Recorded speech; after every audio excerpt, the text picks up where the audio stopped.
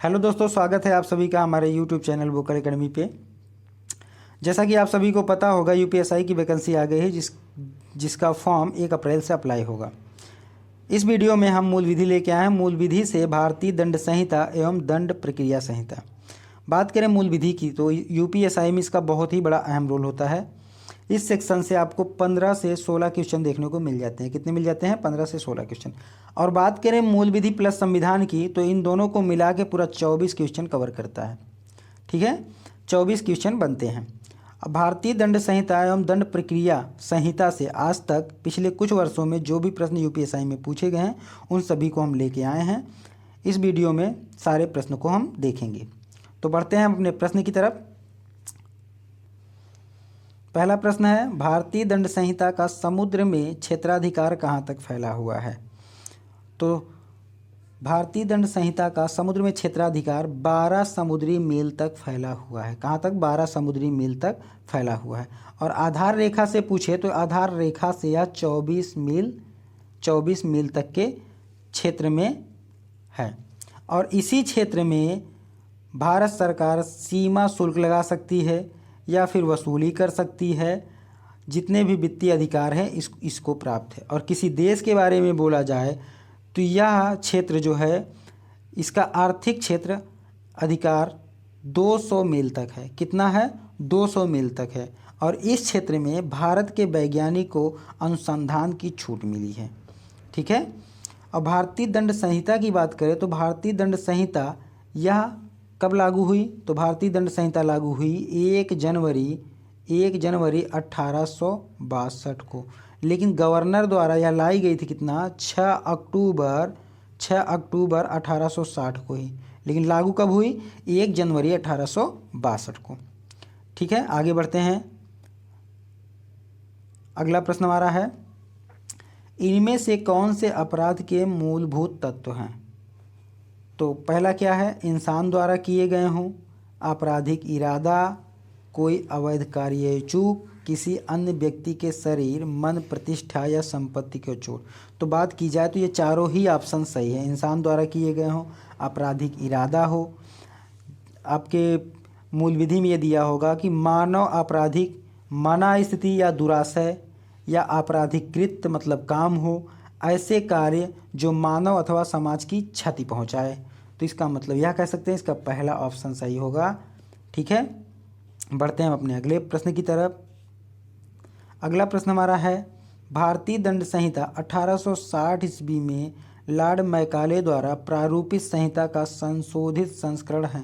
इनमें से किन देशों की दंड संहिता उसी प्रारूप पर आधारित है? तो बात करें तो 3 देश हैं, सिंगापुर, ब्रुनेई, श्रीलंका। तो ये तीनों ही देश आपको ऑप्शन में दिए गए हैं। इसका मतलब ये तीनों ही सही है। तो सी ऑप्शन सही हो जाएगा। बढ़ते हैं हम अपने अगले प्रश्न की तरफ।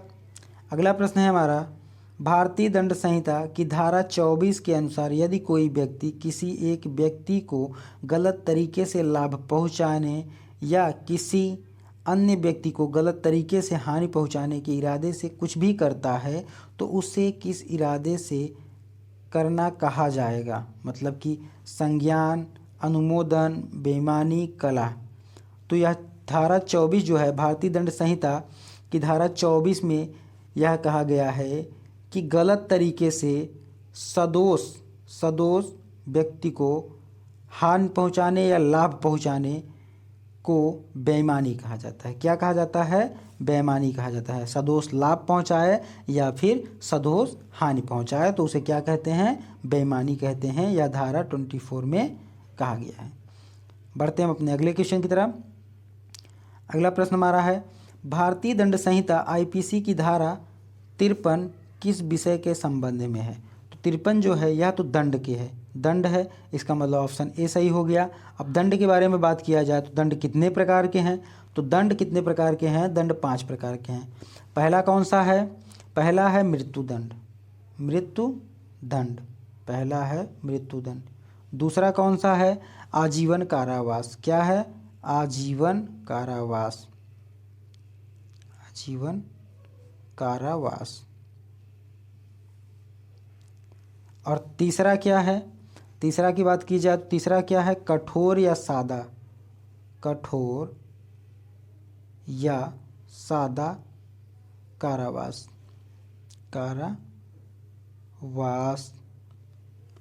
चौथा क्या है? संपत्ति का संपहरण।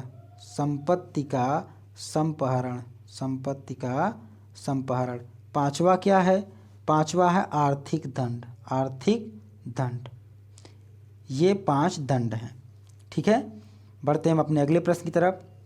अगला प्रश्न हमारा क्या है? राम ने एक अपराध किया जिसके लिए सजा सिर्फ 40 रुपये जुर्माना था, लेकिन वह किसी राशि का भुगतान नहीं कर सका। फिर आईपीसी की धारा 67 के अनुसार उसे भुगतान न करने के लिए अधिकतम कितने माह तक के लिए कैद किया जा सकता है? तो आईपीसी की धारा 67 की बात करें तो इसमें दिया है कि यदि धनराशि 50 रुपये तक है तो सज़ा 2 माह तक होगी, और यह 100 रुपये तक है तो कितने माह तक? 4 माह तक होगी, और 100 रुपये से ज़्यादा की धनराशि हो तो सज़ा 6 माह की होगी। ठीक है, तो इसमें 50 रुपये से कम 40 रुपये दिया है, इसलिए सज़ा 2 माह होगी। बढ़ते हैं हम अपने अगले प्रश्न की तरफ। अगला प्रश्न हमारा क्या है? अगला प्रश्न है, भारतीय दंड संहिता के अनुसार निम्न में से कौन सा निष्कर्ष सही है? तो 2 निष्कर्ष दिए हैं, 1 और 2, दोनों को पढ़ना है, कौन सा सही है उसको लगाना है। ठीक है, तो 6 वर्ष के एक बच्चे ए ने बहुत सारी मार धाड़ की फिल्में देखी। एक दिन वह बच्चा बी को जोर से धक्का दे देता है, जिसकी वजह से वह बच्चा बुरी तरीके से घायल हो जाता है। ए ने कोई अपराध किया तो भारतीय दंड संहिता की धारा 82 के अनुसार यदि वह बच्चा 7 साल से छोटा है, ठीक है, यदि वह बच्चा 7 साल से छोटा है तो यह कोई अपराध नहीं है। ठीक है, तो इसका मतलब यह सही है कि कोई अपराध नहीं है। दूसरे की बात करें, क्यू ने पी को बिना बताए एक नशीला पदार्थ खिला दिया। उस नशीले पदार्थ के प्रभाव में यह न जानते हुए कि उसके हाथों क्या हो रहा है, पी ने आर की हत्या कर दी। पी ने कोई अपराध नहीं किया। तो देखिए, भारतीय दंड संहिता की धारा 85 में देखा जाए तो 85 में देखा जाए यह कि अपराध नहीं है यदि उसको पता नहीं है कि वह क्या कर रहा है और उससे अगले व्यक्ति को क्या होगा। यदि उसे पता नहीं है, यदि यह सब वह अनजाने में करता है तो यह अपराध नहीं है। इसका मतलब दोनों ही ऑप्शन सही है। तो क्या हो गया? सी ऑप्शन, पहला और दूसरा दोनों सही। बढ़ते हैं हम अपने अगले क्वेश्चन की तरफ। अगला क्वेश्चन हमारा है, भारतीय दंड संहिता के अनुसार निम्नलिखित में से कौन सा निष्कर्ष सही है? ए बी के साथ मनोरंजन हेतु मुक्केबाजी करने के लिए राजी हो जाता है। मुक्केबाजी के दौरान ए बिना किसी बुरी मंशा से बी को बुरी तरीके से घायल कर देता है। ए ने अपराध किया तो भारतीय दंड संहिता 86 धारा 86 को देखा जाए तो यह स्वैच्छिक मतता से संबंधित है। किससे है? स्वैच्छिक मतता से संबंधित है, इसलिए यह अपराध नहीं है। तो ए ने कोई अपराध नहीं किया, इसलिए यह गलत हो गया। ए ने अपराध किया दिया है तो यह गलत हो गया। ठीक है, दूसरा देखें, पी एक मादक पदार्थ के प्रभाव में था जो उसे अपनी मर्जी से ली थी। उस मादक पदार्थ के नशे में यह न समझकर कि उसके हाथों क्या हो रहा है, पी ने क्यू की हत्या कर दी। पी ने कोई अपराध नहीं किया। तो बात करें आर्टिकल 67 धारा 87 की बात करें, भारतीय दंड संहिता की धारा 87 की बात करें तो यह स्वैच्छिक कारिक अपकृत नहीं है, यानी कि यह अपराध है। क्या है? अपराध है, क्योंकि उसने अपने मर्जी से मादक पदार्थ खाया और उस मादक पदार्थ के नशे में उसने उस व्यक्ति को मारा। तो इसका कौन सा ऑप्शन सही होगा? केवल 2 नंबर। ठीक है, बढ़ते हैं अपने अगले प्रश्न की तरफ। अगला प्रश्न हमारा है, भारतीय दंड संहिता के संदर्भ में निम्नलिखित में से कौन सा वक्तव्य सही है? भारतीय दंड संहिता की एक धारा यह कहती है कि किसी अपराध को करने के लिए केवल राजी ही अभियुक्त को दंड देने के लिए पर्याप्त है। तो बात करें भारतीय दंड संहिता की धारा 120 की, धारा 120 की बात करें तो इसमें कहा है आपराधिक षड्यंत्र से संबंधित केवल अभियुक्त के राजी हो जाना ही दंड देने के लिए पर्याप्त है। इसका मतलब यह कह सकते हैं कि कोई सिर्फ दंड करे या ना करे, लेकिन वह राजी हो जाए तो यह दंड देने के लिए पर्याप्त है। ठीक है, तो इसका मतलब यह सही है। अब बात करें दूसरे की, तो भारतीय दंड संहिता की एक धारा यह कहती है कि आत्महत्या की कोशिश एक अपराध है। तो यहाँ पे देखिए धारा 309 को देखें, 309 में क्या कहा गया है कि आत्महत्या की कोशिश करना ही एक अपराध है। इसका मतलब यह भी ऑप्शन सही हो गया। तो कौन सा हो गया, ए और बी दोनों सही हो गए। बढ़ते हैं हम अपने अगले प्रश्न की तरफ। अगला प्रश्न हमारा क्या है, अगला प्रश्न है निम्न अपराधों में से किस अपराध के लिए भारतीय दंड संहिता के तहत मृत्युदंड संभावित है। मृत्युदंड के संभावित की बात की जाए तो देखिए धारा 122 भारत सरकार के विरुद्ध युद्ध छेड़ना के उद्देश्य से हथियार जमा करना, लोगों इत्यादि को जुटाना। तो ये सही नहीं है क्योंकि इसमें 10 साल तक की अवधि की सज़ा है। ठीक है, 10 वर्ष की सज़ा है सिर्फ, इसमें मृत्युदंड नहीं है। अब बी को देखें तो 194 ऐसे झूठ सबूत गढ़ना या पेश करना जिससे किसी व्यक्ति को मृत्युदंड हो जाए। अब इससे ये कह सकते हैं कि मान लीजिए एक व्यक्ति किसी के प्रति वह झूठ मूठ के सबूत इकट्ठा किया और उसको मृत्युदंड दिला दिया और उस व्यक्ति की मृत्यु हो गई। तो इसमें क्या है कि जिस व्यक्ति ने ये काम किया है उसको मृत्युदंड देने की इसमें प्रावधान है। तो ठीक है, तो इसमें कौन सा सही है, सिर्फ बी वाला, तो डी ऑप्शन सही हो गया। बढ़ते हैं हम अपने अगले प्रश्न की तरफ। अगला प्रश्न है हमारा भारतीय दंड संहिता आईपीसी की धारा 146 के अनुसार जब भी गैर कानूनी जनसमूह द्वारा या उसके किसी भी सदस्य द्वारा बल या हिंसा का प्रयोग किया जाता है, ऐसे जनसमूह को आम उद्देश्य के अभियोजन, यहाँ अभियोजन है, क्या है, अभियोजन है, ये अभियोजन में हो तो ऐसे जनसमूह का हर सदस्य के अपराध, किसके अपराध, पीछा करने के या फिर आतंक के या बलवा के या विद्रोह के, तो इसमें बलवा के अपराध के दोषी होंगे। किसके अपराध के दोषी होंगे, बलवा के अपराध के दोषी। अब बलवा की बात की जाए तो भारतीय दंड संहिता की धारा 147 के अनुसार बलवा की परिभाषा की गई है कि मतलब इसमें क्या है, तो 147 के अनुसार जो कोई बलवा करने का दोषी होगा, मतलब बलवा मतलब उत्साहित करने या उसके लड़ावे भिड़ावे की काम करे, तो बलवा करने का दोषी होगा वह दोनों में से किसी भी भांति से, जैसे कि कारावास की सज़ा हो सकती है, कारावास की सज़ा होती है, इसकी अवधि कितनी है, 2 वर्ष की है। बलवा में कारावास की अवधि 2 वर्ष तक की होगी, या फिर जुर्माना, या फिर ये सज़ा और जुर्माना दोनों ही कर सकता है।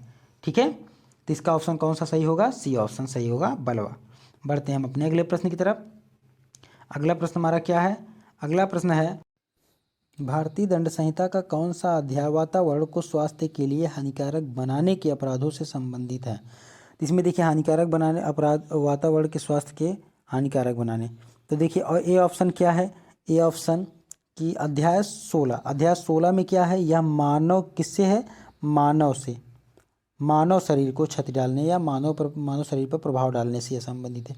बी ऑप्शन देखें तो बी ऑप्शन क्या है दोस्तों, ये गलत हो गया है, ये कितना है, 17। तो 17 की बात करें तो इसमें क्या है, इसमें है संपत्ति के विरुद्ध अपराधों के विषय में, संपत्ति के विरुद्ध, किसके, संपत्ति के विरुद्ध की बात हुई है, ये इसमें ये है हमारा अपराध। अब फिर बात करें सी नंबर ऑप्शन की, तो सी नंबर क्या दिया है, 24, अध्याय 24 कोई होता ही नहीं है। अंतिम अध्याय क्या है, अंतिम अध्याय हमारा 23 होता है, क्या होता है, 23, 24 कोई अध्याय ही नहीं है, अंतिम अध्याय हमारा 23 है। ऑप्शन डी नंबर क्या है, ऑप्शन डी नंबर 14 है, यही हमारा सही है। वातावरण को स्वास्थ्य के लिए हानिकारक बनाने वाला अध्याय जो है वो 14 है। ठीक है, बढ़ते हैं हम अपने अगले प्रश्न की तरफ। अगला प्रश्न हमारा है किस मामले में सुप्रीम कोर्ट ने भारतीय दंड संहिता आईपीसी की धारा 303 को रद्द कर दिया, जिसके अनुसार एक आजीवन कैदी द्वारा की गई हत्या के लिए उसे अनिवार्य मृत्युदंड दिया जाना चाहिए। तो यह खत्म किया गया किसके द्वारा, मिठू बनाम पंजाब राज्य द्वारा। ठीक है, किसके द्वारा, मिठू बनाम पंजाब राज्य द्वारा। ठीक, बढ़ते हैं हम अपने अगले प्रश्न की तरफ। अगला प्रश्न हमारा क्या है? अगला प्रश्न है भारतीय दंड संहिता की धाराएं 359 से 374 कृत्यों से किन कृत्यों से संबंधित है? तो किन कृत्यों से संबंधित है? यह संबंधित है, देखिए संबंधित किससे किससे है? व्यापहरण व्यापहरण से संबंधित है, और फिर अपहरण से संबंधित है, अपहरण से संबंधित है, फिर किससे संबंधित है? दासत्व, मतलब दास बनाना, दासत्व है। फिर क्या है? बलात् श्रम, मतलब बल श्रम, बच्चों से काम कराना, तो बलात् श्रम से। ठीक है, ये है। तो इसमें क्या है? अपहरण, बहला फुसला कर भगा ले जाना। ठीक है, और इसमें क्या है? गुलामी और जबरन मजदूरी कराना। तो अपहरण है, ये भी है। हत्या का अपराध ये है नहीं, इसका मतलब इसका ऑप्शन बी सही है। क्या सही है? बी ऑप्शन सही हो गया। बढ़ते हैं हम अपने अगले प्रश्न की तरफ। अगला प्रश्न हमारा क्या है? भारतीय दंड संहिता की धाराएं 304 बी के अंतर्गत दहेज मौत के लिए जिम्मेदार व्यक्ति को न्यूनतम कितने वर्ष की सजा देने के लिए प्रावधान है? तो कितने वर्ष की इसमें सजा है? इसमें सजा है, इसमें आपको सजा है कितने वर्ष की? इसमें 7 वर्ष का सजा है। कितना है? 7 वर्ष का, जो कि आजीवन कारावास भी हो सकता है, आजीवन कारावास तक भी हो सकता है। ठीक है, बढ़ते हैं हम अपने अगले प्रश्न की तरफ। अगला प्रश्न हमारा क्या है? अगला प्रश्न है भारतीय दंड संहिता की धारा 405 और या 409 किस विषय से संबंधित है? तो यह किससे है? 4 और 5 जो है यह है धोखाधड़ी, क्या है? धोखाधड़ी और छल से। किससे संबंधित है? धोखाधड़ी और छल से संबंधित है। ठीक है, तो धोखाधड़ी ऑप्शन में नहीं है, छल है, तो ये सही हो जाएगा डी ऑप्शन। ठीक है, बढ़ते हैं हम अपने अगले प्रश्न की तरफ। अगला प्रश्न हमारा क्या है? अगला प्रश्न है भारतीय दंड संहिता की धारा 307 का संबंध निम्न में से किससे है? तो 307 क्या है? हत्या के प्रयत्न में संबंधित है, हत्या के प्रयत्न से संबंधित है। 307 किससे संबंधित है? हत्या के प्रयत्न से संबंधित है।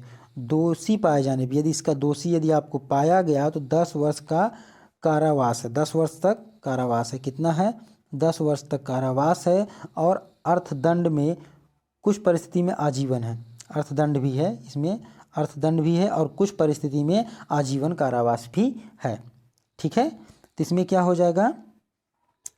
हत्या का प्रयत्न या प्रयास, तो यहाँ पे सी ऑप्शन सही हो जाएगा। बढ़ते हैं हम अपने अगले प्रश्न की तरफ। अगला प्रश्न हमारा क्या है? अगला प्रश्न है भारतीय दंड संहिता की धारा 415 से 420 का संबंध किससे है? तो 15 और 20 से ही तो ऐसे आपको अनुमान लग जाएगा कि 15 और 120 420 ही, मतलब क्या होता है? 420 ही करना, धोखाधड़ी करना। ठीक है, तो ये कौन सा होता है? कि जबरन वसूली, आपराधिक विश्वास भंग करना। तो इसमें क्या हो जाएगा? धोखाधड़ी और छल हो जाएगा। क्या हो जाएगा? धोखाधड़ी और छल। ठीक, तो इसमें भी क्या था? अभी इसके पहले देख चुके हैं छल और धोखाधड़ी, तो यहाँ पे क्या आ जाएगा? धोखाधड़ी आपका सही हो जाएगा। बढ़ते हैं हम अपने अगले प्रश्न की तरफ। अगला प्रश्न हमारा क्या है?